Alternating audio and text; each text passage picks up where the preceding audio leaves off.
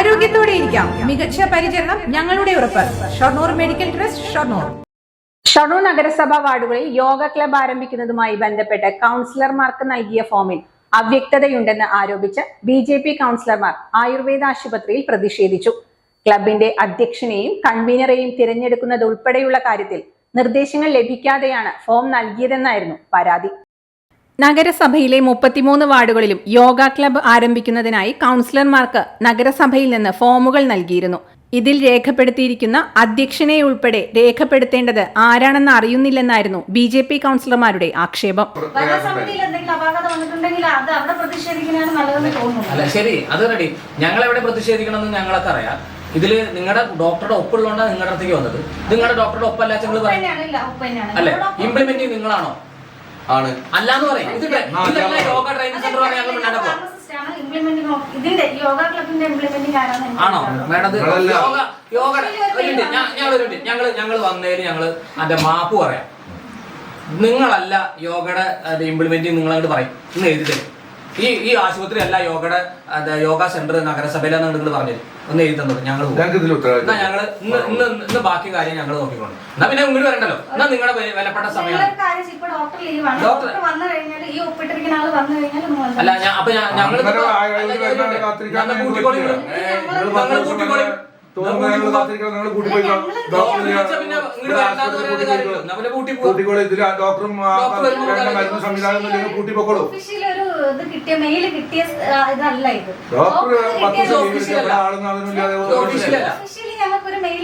അല്ല ഞാൻ ചോദിക്കുന്നത് ഇത് ഓഫീഷ്യലി വന്നതല്ല. ഇത് ഓഫീഷ്യലി ഈ ഒപ്പിട്ടിരിക്കുന്ന ആള് ചിലപ്പോ അവർക്ക് മീറ്റിംഗ് വഴി കിട്ടിയ സാധനമായിരിക്കാം.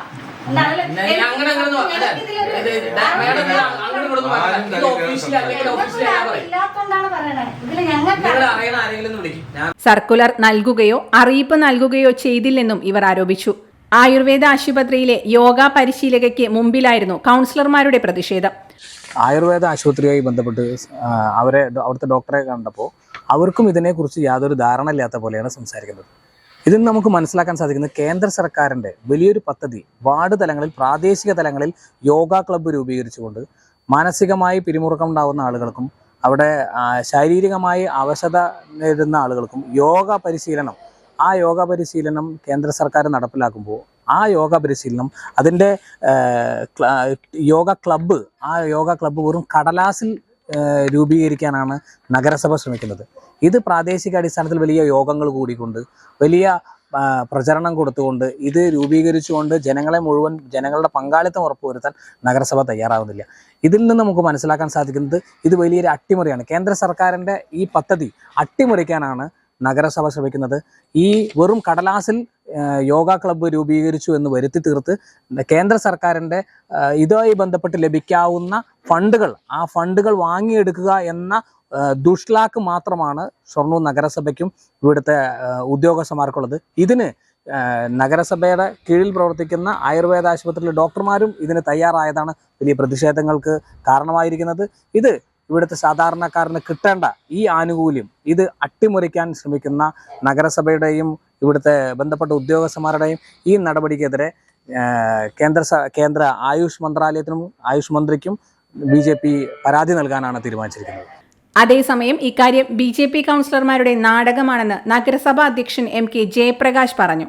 എന്തെങ്കിലും പരാതിയുണ്ടെങ്കിൽ നഗരസഭയിലാണ് അറിയിക്കേണ്ടതെന്നും ഫോൺ മുഖേന എല്ലാവരെയും ഇക്കാര്യം അറിയിച്ചിട്ടുണ്ടെന്നും അദ്ദേഹം പറഞ്ഞു.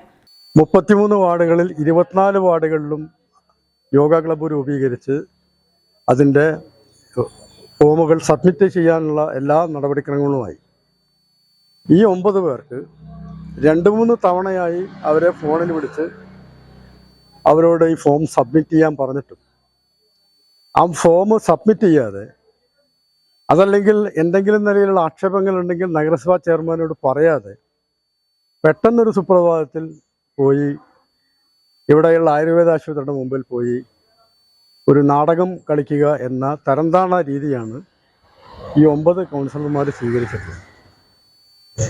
തികച്ചും ഇവിടെ നഗരസഭയിൽ എല്ലാ കാര്യങ്ങളും സുതാര്യമായിട്ട് എല്ലാവർക്കും അറിയിപ്പ് നൽകിയ ശേഷമാണ് എല്ലാ കാര്യങ്ങളും നടക്കുന്നത്. ഇപ്പോൾ ചില കാര്യങ്ങൾ വരുമ്പോൾ ചില സമയങ്ങളിൽ എന്തെങ്കിലും ഒക്കെ ഇതിന് പറയുക ഒരു കോപ്രായം എന്നാണ് പറയാൻ പറ്റും. ആ നിലയിലാണ് ഈ 9 കൗൺസിലർമാർ ഇപ്പോൾ പ്രവർത്തിച്ചുകൊണ്ടിരിക്കുന്നത്.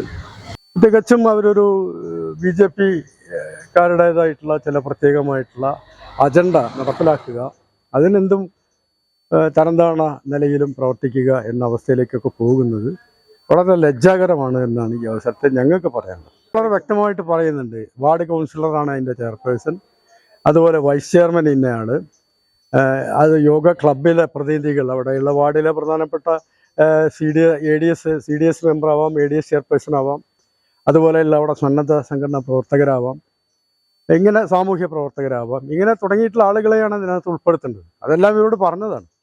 അങ്ങനെ പറഞ്ഞാലും ഇത് ഞങ്ങൾക്ക് വിവരം തന്നിട്ടില്ല എന്നിങ്ങനെ പറഞ്ഞുകൊണ്ടിരിക്കുക, അതൊരു ശരിയായ പ്രവണതയല്ല.